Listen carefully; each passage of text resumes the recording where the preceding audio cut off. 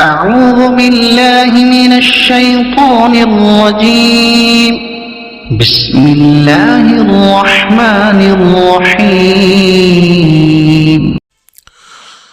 الحمد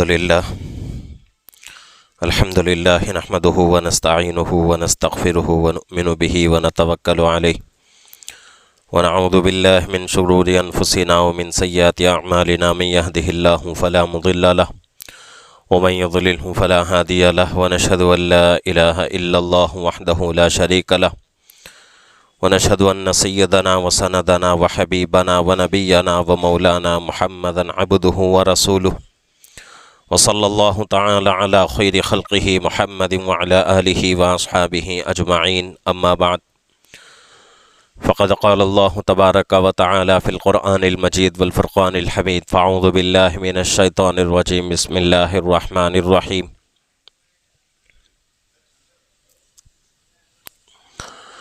كل نفس ذائقة الموت. صدق الله العظيم وصدق رسوله النبي الكريم ونحن على ذلك لمن الشاهدين والشاكرين والحمد لله رب العالمين.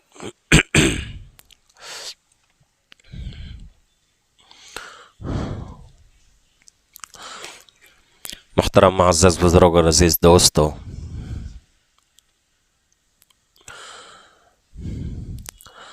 اللہ رب العزت نے اپنی قدرت سے اس کائنات کو وجود بخشا ہے،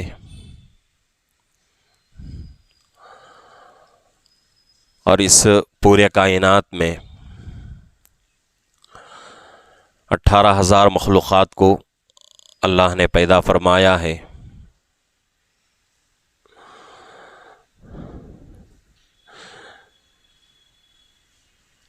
ان مخلوقات میں سے انسان بھی ہے، جنات بھی ہے، جانور بھی ہے، حیوان بھی ہے، پرندے ہیں، چرندے ہیں، زمین میں رینگنے والے کیڑے ہیں، اور ہر قسم کے جاندار ان مخلوقات میں موجود ہیں۔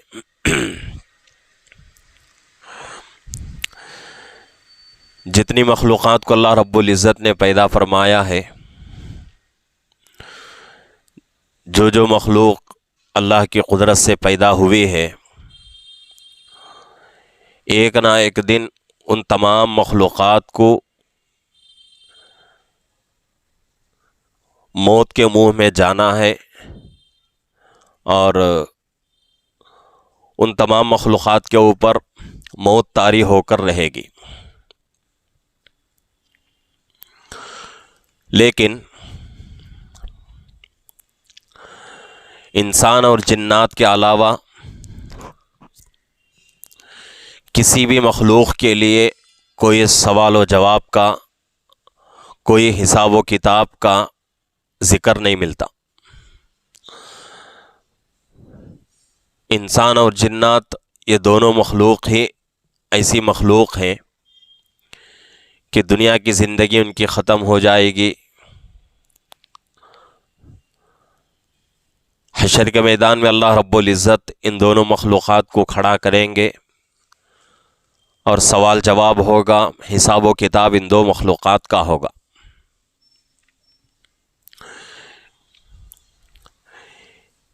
اسی لیے فرمایا گیا ہے کہ موت سے پہلے موت کی تیاری کر لیں، اس لیے کہ موت کے بعد جو زندگی آنے والی ہے بہت بڑی زندگی ہے، اور زندگی کو کامیاب بنانے کے لیے مجھے اور آپ کو اور تمام انسانیت کو اللہ رب العزت نے دنیا کی زندگی عطا فرمائی ہے۔ لیکن اس دنیا کی زندگی میں سوچنے کی ضرورت ہے کہ کسی بھی مخلوق کے لیے دنیا کی زندگی کوئی گارنٹی نہیں ہے، یعنی کہ اتنے دن دنیا میں رہے گا، اتنے دن اس کی زندگی رہے گی، فلانے دن، فلانے سال میں، فلانے وقت میں اس کو موت آئے گی۔ اس بارے میں ہم کسی کے تعلق سے کوئی گارنٹی نہیں دے سکتے۔ موت تو ہر حال میں آنا ہی آنا ہے، لیکن کب آئے گی، کہاں آئے گی، کیسے آئے گی، کس وقت آئے گی، اس کا کسی کو علم نہیں ہے۔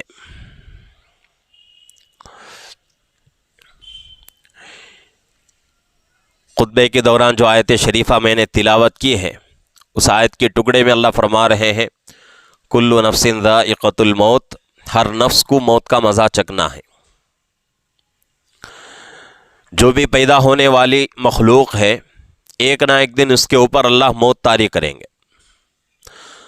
موت کے منہ میں اس مخلوق کو جانا ہی جانا ہے۔ بھلے انسان کتنا ہی کوشش کر لے موت سے بچنے کی، لیکن موت سے بچ نہیں سکتا۔ موت سے بچنے کے لیے انسان مضبوط قلعہ بنا لے اور ایسا محل اپنے لیے تیار کر لے کہ باہر کی ہوا اندر نہیں آتی، اندر کی ہوا باہر نہیں آتی۔ اتنا مضبوط قلعہ اور محل بنائے، تب بھی وہاں بھی موت آ کر اس کو اپنا لقمہ بنائے گی۔ تو موت کے لیے کسی آدمی کے پاس جانے کے واسطے نہ تو کسی راستے کی ضرورت ہے، نہ ہی کسی دروازے کی ضرورت ہے۔ جو وقت اس کا متعین ہے، اس وقت میں موت اس کو اپنا لقمہ بنا کر رہے گی۔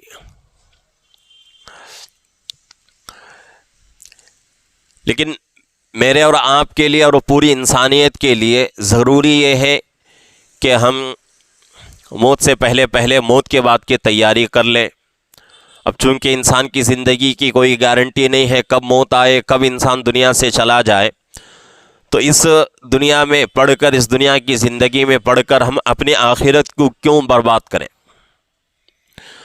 آخرت میں جو چیز کام آنے والی ہے، ان چیزوں کو زیادہ سے زیادہ یہاں جمع کر لیں اور اپنی آخرت کا توشہ جتنا جمع کر سکتے ہیں کر لیں۔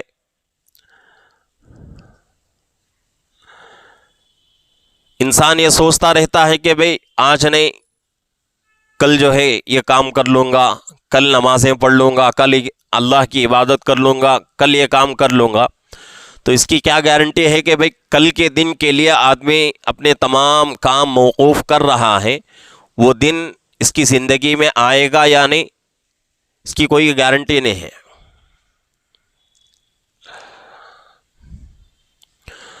تو اس لیے جب موقع ملے اللہ کی عبادت کرتے ہی رہنا ہے، اور کل کے لیے ٹالنا نہیں ہے کہ بھئی آدمی اگر کل کے لیے ٹالتا رہے گا تو پھر انسان کو کبھی بھی نیک کام کرنے کی توفیق نہیں مل سکتی۔ تو موت کو اپنے ذہن میں رکھنے کی ضرورت ہے۔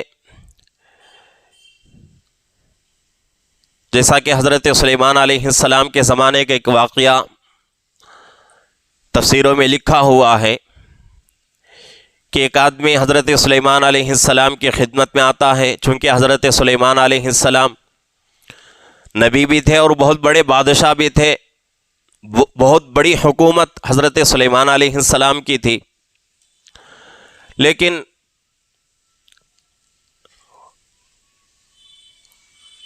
ایک آدمی حضرت سلیمان علیہ السلام کی مجلس میں آتا ہے، آ کر بیٹھتا ہے، اور تھوڑی دیر کے بعد حضرت سلیمان علیہ السلام کے قریب جاتا ہے، کہتا ہے کہ اے نبی، آپ بادشاہ ہیں اور آپ حاکم بھی ہیں، بہت بڑی حکومت اللہ نے آپ کو عطا فرمائی ہے، تو ہوا کو حکم دیجئے کہ مجھے ہوا یہاں سے اڑا کر کسی دور دراز سمندر کے پاس چھوڑ دے۔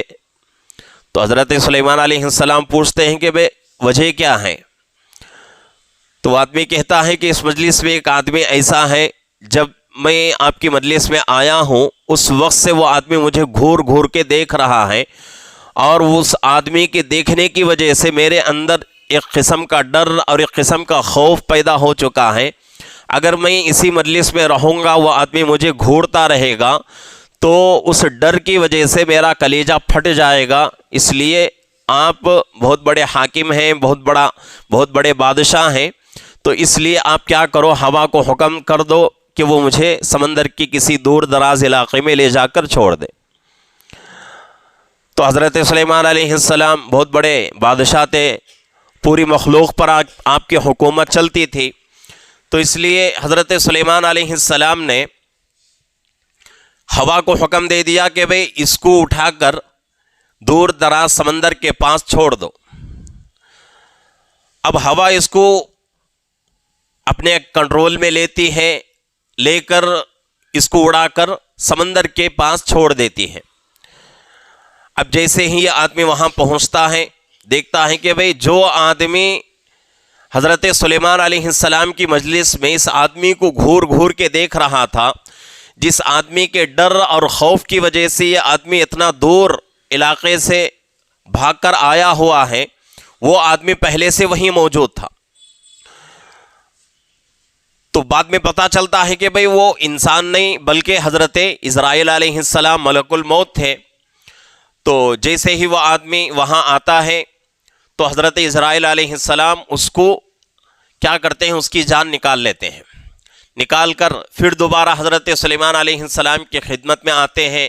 آ کر حضرت سلیمان علیہ السلام کا شکریہ ادا کرتے ہیں. تو حضرت سلیمان علیہ السلام پوچھتے ہیں کہ بھئی آخر آپ کیوں شکریہ ادا کر رہے ہو؟ تو حضرت عزرائیل علیہ السلام کہتے ہیں کہ نبی جی, اللہ کا حکم ہوا تھا ایک بندے کے بارے میں کہ اس بندے کی جان سمندر کے کنارے پر نکالنا ہے, اور وقت بہت کم تھا, اور آپ کی مجلس میں وہ آدمی بیٹھا ہوا تھا, لیکن آپ کی مجلس سے سمندر کا وہ کنارہ بہت دور تھا. اگر آدمی کتنا بھی تیز گھوڑا لے کر, کتنی بھی تیز سواری لے کر جائے تو اتنے کم وقت میں وہاں پہنچ نہیں سکتا تھا. تو اس لیے مجھے بڑا تعجب ہوا اور مجلس میں آیا اور آ کر اس کو گھور رہا تھا, اور بعد میں نے سوچا کہ بھئی اللہ کا حکم وہاں جان نکالنے کا ہے تو میں وہاں پہنچ جاتا ہوں. تو اس کے بعد میں وہاں پہنچا تو آپ نے ہوا کو حکم دیا, ہوا نے اس کو لا کر وہاں چھوڑ دیا. تو میں نے اسی وقت اس کی جان نکال لی. جو وقت اللہ رب العزت نے نکالنے کا حکم دیا تھا اس کی جان, اسی وقت میں نے اس کی جان نکالی. تو آدمی اپنی موت سے ایک سیکنڈ آگے ایک سیکنڈ پیچھے نہیں ہو سکتا. کتنے لوگ دنیا میں ایسے ہیں, ایسے گزرے ہیں کہ وہ لوگ موت سے بچنا چاہتے تھے, موت سے بھاگنا چاہتے تھے, لیکن یہ چیز ہو نہیں سکتی. جیسا کہ ہمارے اس زمانے میں, قریب کے زمانے میں ایک آدمی گزرا ہے, آپ حضرات بھی جانتے ہیں, امریکہ کا رہنے والا ہے, مائیکل جیکسن ہے. اس آدمی کے بارے میں اگر آپ سرچ کریں گے تو اس کی پوری ہسٹری سامنے آئے گی. اس کے بارے میں بہت ساری تحریریں لکھی ہوئی ہیں, بہت سارے مضامین لکھے ہوئے ہیں کہ وہ آدمی, اس آدمی کے دل میں بہت ساری خواہشات تھیں, لیکن 4 چیزوں سے وہ آدمی بڑی نفرت کرتا تھا. اس لیے کہ وہ نسلاً کالا تھا اور اس کا رنگ, پورا چہرہ, بدن ایک دم کالا تھا. تو کہا جاتا ہے, مضامین میں لکھا ہوا ہے کہ وہ آدمی پہلی چیز اپنے کالے پن سے بڑی نفرت تھی, اس کو بڑی نفرت کرتا تھا اپنے کالے پن سے. اور دوسری اس کو نفرت تھی گمنامی, یعنی کہ اس طرح زندگی گزار کے چلے جائیں کہ بھئی کوئی آدمی ہمیں جانے نہ. اس چیز سے اسے بڑی نفرت تھی. وہ آدمی چاہتا تھا کہ بھئی دنیا میں پوری میری واہ واہ ہو, دنیا کے اندر میرا پورا تعارف ہو اور شہرت مجھے ملے. تو گمنامی اسے بالکل پسند نہیں تھی. اور تیسری چیز جو تھی, اس آدمی کو اپنی ماضی سے بڑی نفرت تھی, یعنی کہ پیچھے کی جو زندگی ہے اس کو ماضی کہا جاتا ہے. تو ماضی سے بڑی نفرت تھی. اور ان چیزوں سے نفرت کی بہت ساری وجوہات ہو سکتی ہیں. اور اسی طریقے سے چوتھی چیز وہ آدمی یہ چاہتا تھا کہ بھئی دوسرے لوگوں کی طرح میں 60 70 80 سال کی عمر میں نہ مروں. موت سے اس کو بڑی نفرت تھی. وہ آدمی یہ چاہتا تھا کہ بھئی میری عمر 150 سال تک ہو جائے, 150 سال تک میں زندہ رہوں اور صحیح سالم رہوں. 150 سال کی عمر میں بھی میں بہترین گاتا رہوں اور بہترین مزے اڑاتا رہوں, اور میری زندگی کا آخری گانا گا کر 150 سال کے بعد میں دنیا سے چلا جاؤں. تو ان 4 چیزوں سے اس کو نفرت تھی, ایسی اس کی جو خواہشات تھیں. تو اب اس نے سوچا کہ بھئی کسی بھی طریقے سے ان چیزوں کو حاصل کرنا ہے, ان ٹارگٹ کو پورا کرنا ہے. اب اس نے اپنا سفر شروع کیا. سفر شروع کر کے, اس لیے کہ بہت بہترین گانے والا تھا, سنگر تھا, اور اس کے گانے جو کہ اس نے گائے تھے وہ بہت ہی زیادہ لوگ سنتے تھے, اور اس زمانے میں اس کا بہت ہی چرچا ہوتا تھا, اس کی بڑی شہرت تھی. تو اس نے کیا کیا, پہلے دنیا بھر کے بڑے بڑے ڈاکٹروں سے ملاقات کیا. ملاقات کر کے اپنا گورا یا اپنا کالا پن مکمل اس نے تبدیل کر دیا, بالکل اوپر سے نیچے تک گورا ہو گیا. اور اس کی یہی آرزو تھی کہ بھئی میں انگریز ہوں, لیکن انگریزوں میں کالا انگریز نہ بنوں بلکہ گورا انگریز بن کے دنیا سے جاؤں. تو اس نے یہ خواہش اپنی پوری کر لی. بڑے بڑے ڈاکٹروں نے مل کر اس کی سرجری کری, اور کر کے اس کے پورے کالے پن کو دور کر دیا, اور ایسا اس کو کر دیا کہ بھئی آدمی دیکھے تو فوراً سمجھ جائے یہ مرد نہیں ہے, عورت ہے. ایسا اس کا رنگ ہو گیا, ایسی اس کی خوبصورتی ہو گئی. اس کے بعد ماضی کو اس نے چھوڑ دیا, اپنے ماں باپ کو چھوڑ دیا, اپنے رشتہ داروں کو, دوست احباب کو, تمام لوگوں سے اس نے اپنا رشتہ توڑ دیا, اور نئے نئے لوگوں سے رشتے جوڑ لیے. نئے ماں باپ اس نے بنا لیے, نئے دوست, نئے رشتہ دار, نئے دوست احباب, سب نئی چیزیں ہو گئیں. اب اس کے بعد تیسری چیز تھی شہرت. شہرت بھی بہت اچھی ملی اس کو.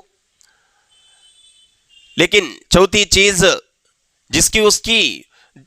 جس پر اس کی خواہش تھی کہ میں 150 سال تک زندہ رہوں, اور 150 سال تک کیسے زندہ رہوں, بالکل صحیح سالم.